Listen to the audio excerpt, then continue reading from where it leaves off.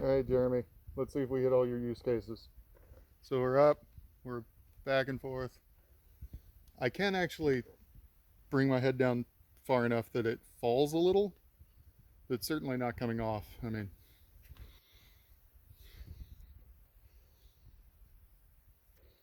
I can probably tighten that down a little more and prevent the fall. Yeah, there we go. And that is what I had on backwards. Straps right there. So far, I love it. Giant screen, true color. I doubt this will work, but you can even see the yellow in the cable maybe. So yeah, there's your Yes Welder welding helmet review.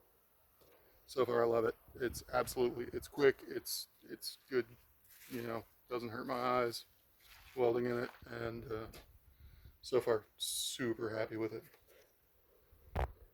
Feels way better than my other one, but that was admittedly a cheapie.